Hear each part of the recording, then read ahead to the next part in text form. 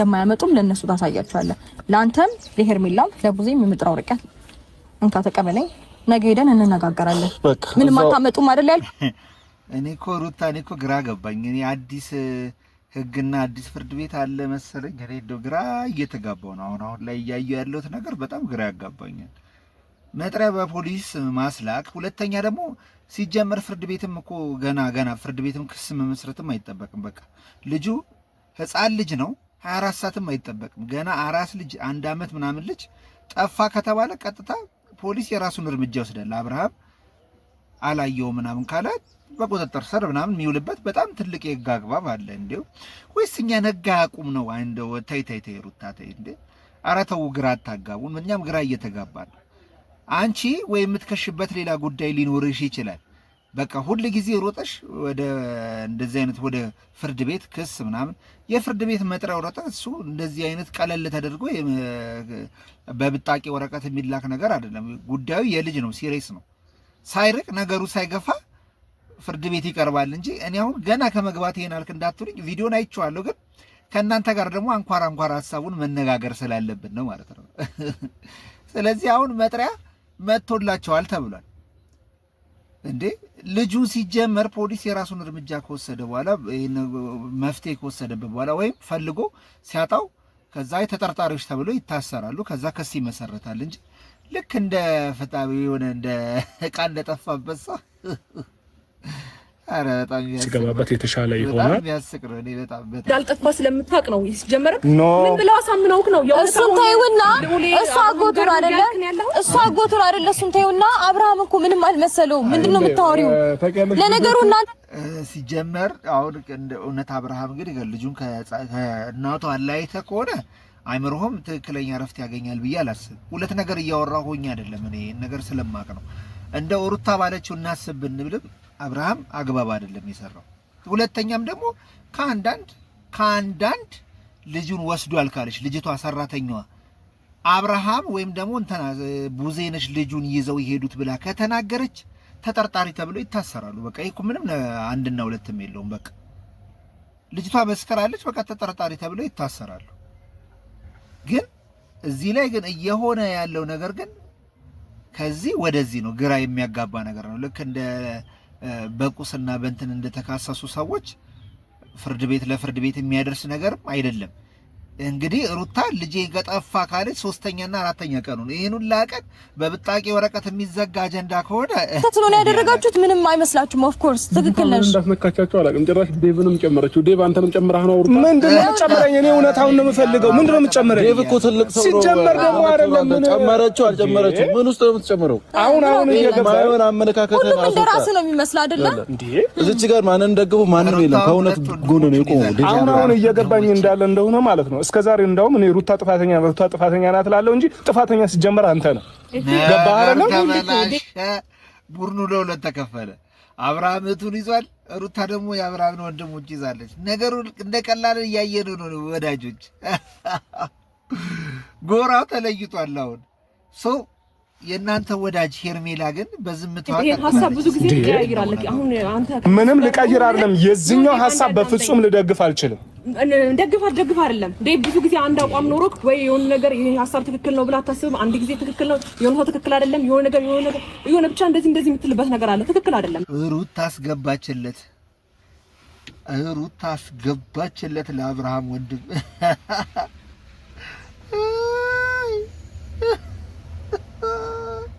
እኔ ዴቭ እኮ ምንም አላደረገው። ዴቭ መሀል ላይ ነው መሆንም ያለብህ። እንደዛ ነው።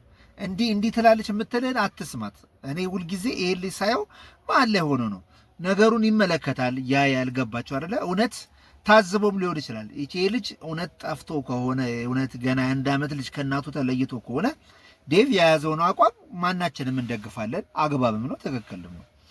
ይሄን ማንም የሚቃወም ሰውም እኔ ይኖራል ብዬም እኔ አልገምትም እውነት ለመናገር ቆም ብለህ ወንድም ልጅ እንደሆነና ልጁ እንዳልጠፋ በጣም ግልጽ ነው። እውነት እንነጋገር ከተባለ እንዴ ልክ ዛሬ ልዑል ጠፋ፣ በነጋታው መታ ልጄን ወስደኸዋል አንተ ነህ መልስልኝ። እሺ ከዛ በነጋታው መታ ሄርሜላ ጋር መታ ልጄን አንቺ ነሽ አንቺ ሰጂው ጀመረ።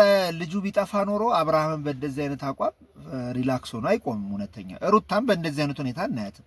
ሲጀመር ደግሞ አብርሃም እናትና ልጅ ለይቶ ከሆነ ደግሞ ይሄ ምንም ፍርድ ቤት ወረቀት እስከሚቀበል ራሱ አይጠበቅም። ቀጥታ የሚያሰራውን ወንጀል ሁለተኛ ደግሞ ልጁ ጠፋኝ እስካለች ድረስ እናትየው ኖ ይሄ ሲጀመር የተቀባበረ በንጋቱ አንቺ ጋር ስመጣ ማነሽ ሄርሜላ ታዳምጪኛለሽ? በንጋቱ አንቺ ጋር ስመጣ 24 ሰዓት አልሞላም።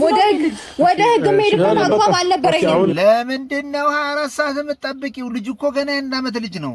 24 ሰዓት አልሞላውም ብሎ ታይ ሩታ አትፎግሪ። በእንደዚህ አይነት ደረጃማ አያውቁም ብለሽ አትፎግሪ። ገባሽ አይደለ?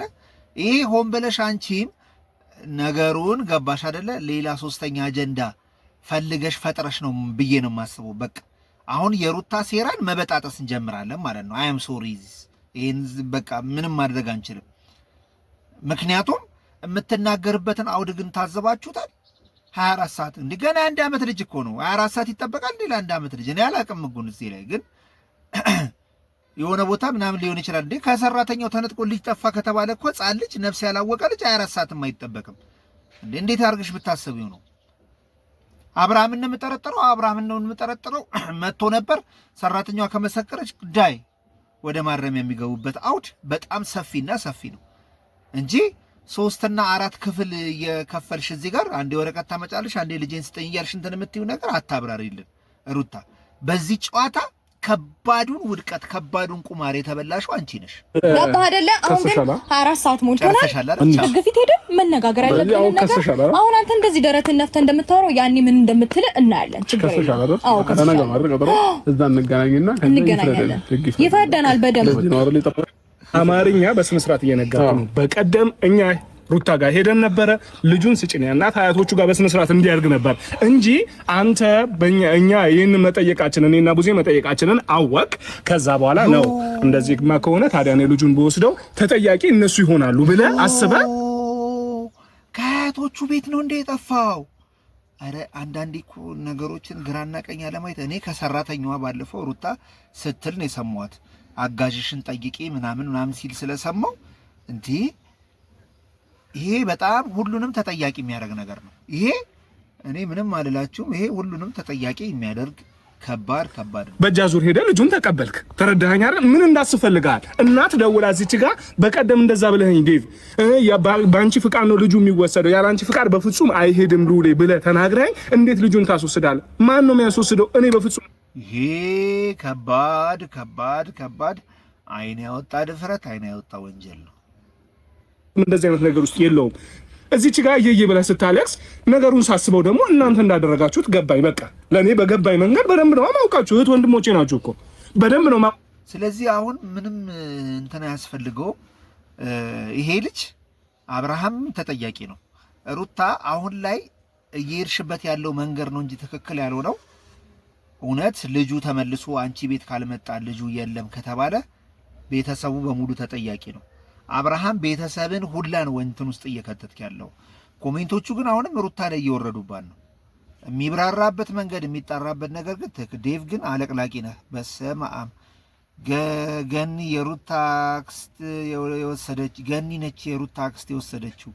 ሲጀመር ልጁ ሳይሆን የጠፋው አብርሽ ነው የጠፋበት። ሩታ ጨለለች። እኔ ዴቭ ነው ግርም የሚለኝ አንዴ ከሩታ ጎን አንዴ ከአብርሽ ጎን። ምን አይነት ሰው ነህ ግን ወገን? ዴቭ አለቅላቂ። አረ በመድኃኒዓለም ዴቭ ወረዱበት። ዴቭ መሽለጥለጥ በስመ አብ የወንድ አልጫ። በቃ በሄርሜላ ምክንያት አሁን ዘመቻው ከባድ ነው። ሄርሜላ በቃ ሰፊ ከባድ ኦዲየንስ ነው ያገኘችው። በመድኃኒዓለም በስመ አብ ያበደ ነው። እሺ ዊጣጣ አለ ቆምጣጣ። ዴቭ ግን አለቅላቂ ሆኗል። አርኢ ሩታ አርኢ ማለት ሩታና ማን ነው? ሩታና ኢ ማን ነው? ዴቭ ዲ ነው የሚጀምረው። ኤፍሬም ትልቅየው ደሞ ሽልጥልጥ ነው። አክስቱ ነኝ ብላ የወሰደችው ሰራተኛዋ የሩታ አክስት ገኒ ኖራ የወሰደችው በስመ አብ ነገሩ ሌላ ነው። ዴቭ ግን ሾካካ ነህ። ዴቭ ነገ ብዙ አለቅላቂ። ኧረ ዴቭ ላይ ወረዱበት ዛሬ ደግሞ ዴቭ በጣም አለቀለክ ሩታዬ። ዴቭ ወደ ነፈሰበት ነው። ዴቭ ሽልጥልጥ። ኧረ እኔ ከዚህ በላይ መናገር አልፈልግም። አብዛኛው ዴቭ ላይ ነው ወረዱበት። ዛሬ ደግሞ ልጁ ዛሬ አልተገኘም። ሩታ አብርሽን እንደምንም አርገሽ እስር ቤት አስገቢልን። ዴቭ ጸበል ግባ። ዴቭ እኔ ይቅርብኝ በቃ ከዚህ በላይ ሩታዬ። አንድ ነው ሩታዬ ያገኙት ከስንት ደቂቃ በኋላ አርኤል። ኧረ ዴቭ ምን አይነት ሰው ነህ? ሄርሜላ አብርሽን ተሀገር ውጡ ወገን። ዴቭን አለቅላቂ ነው ዴቭ አለቅ። ኧረ ዛሬ ዴቭ ላይ ነው። እኔ ስድቡን መናገር አልፈልግም፣ ግን እኔ ከዴቭ ትክክል ነው ብዬ ከማስቡ ሰዎች አንዱ ነኝ። የሚመለከተው ነገር ትክክል መፍረድ አለበት ብዬ ከሚያው ሰዎች ነኝ። በሉ ደህና ሁሉ። ይዛችሁ ልትሉ ነው እናንተ ልጄ